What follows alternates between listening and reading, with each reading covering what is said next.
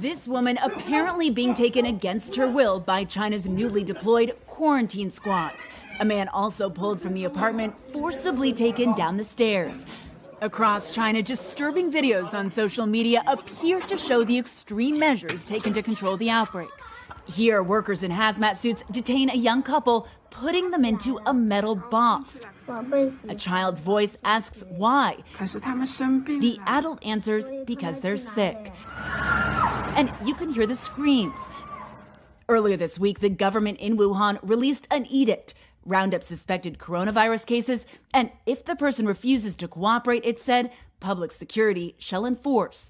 I can tell you that for any Chinese citizens watching those videos is that, number one, they will not want to come into communication or contact with health authorities. As the Chinese government scrambles to contain the virus, the U.S. Embassy in Beijing confirms the first American death, a 60-year-old who died in Wuhan.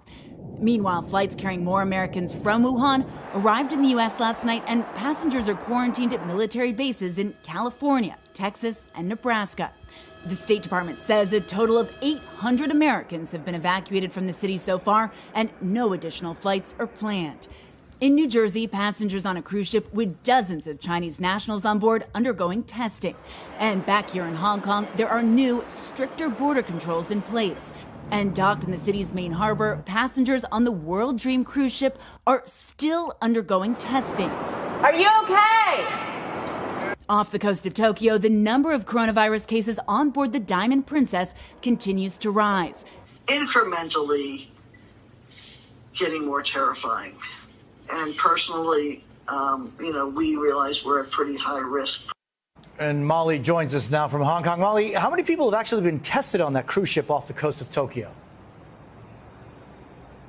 Right, Jose. So there are 3,700 people on board. They've only tested about 300. Of those, a quarter have tested positive, including 13 Americans. So we really have no sense how many people might actually be sick. And more troubling news in the coronavirus outbreak, as the latest numbers show the death toll now has risen above that of the SARS outbreak 17 years ago.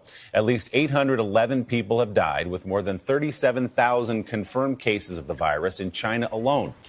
Meanwhile, a cruise ship that had been docked in Newark, New Jersey, now has been cleared to leave that port after all passengers on board tested negative for coronavirus. Anything kills over 10 million people in the next few decades, it's most likely to be a highly infectious virus rather than a war. Not missiles, but microbes. Now, part of the reason for this is that we have invested a huge amount in nuclear deterrence. But we've actually invested very little in a system to stop an epidemic. We're not ready for the next epidemic. Let's look at Ebola. And as you look at what went on, the problem wasn't that there was a system that didn't work well enough. The problem was that we didn't have a system at all. The failure to prepare could allow the next epidemic to be dramatically more devastating than Ebola. Let's look at the progression of Ebola over this year.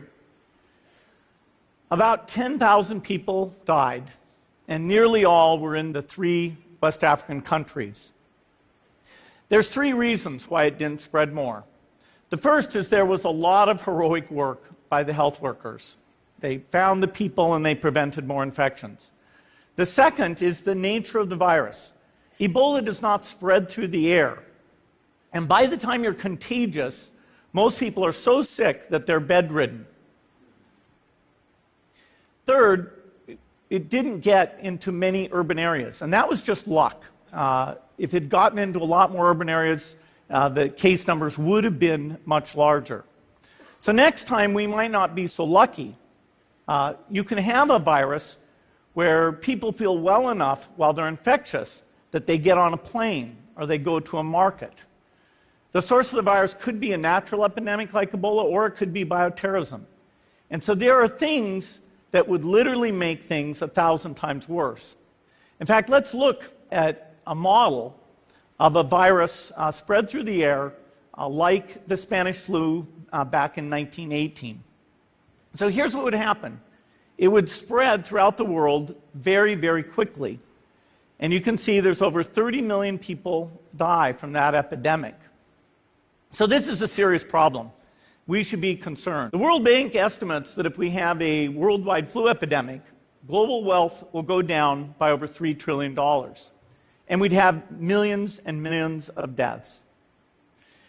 These investments offer significant benefits beyond just being ready for the epidemic.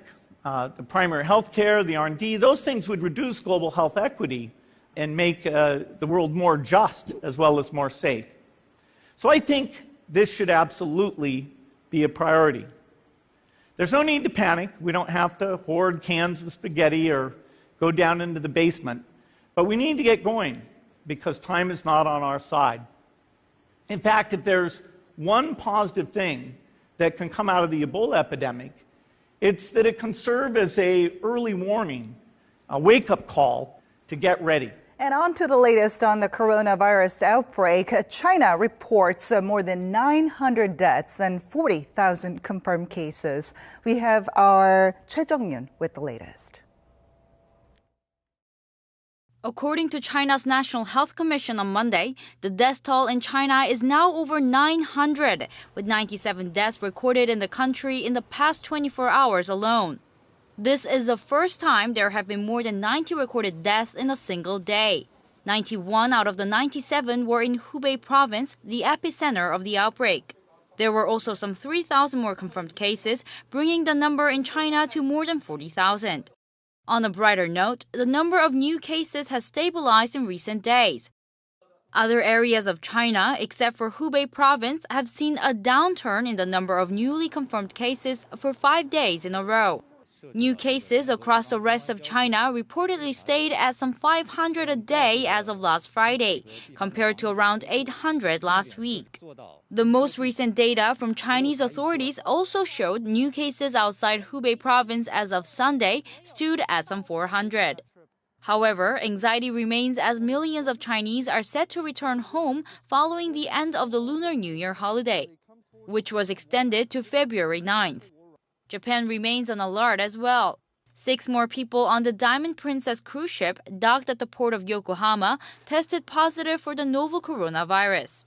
This brings the total number of confirmed cases on the vessel to 70.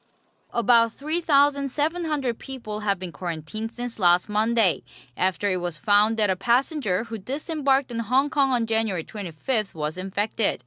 Confirmed cases outside of the vessel stand at 26 in Japan. Tokyo is hesitating to include the number of confirmed cases on the ship to the total cases in Japan, as it would make Japan the country with the second highest number of confirmed cases after China.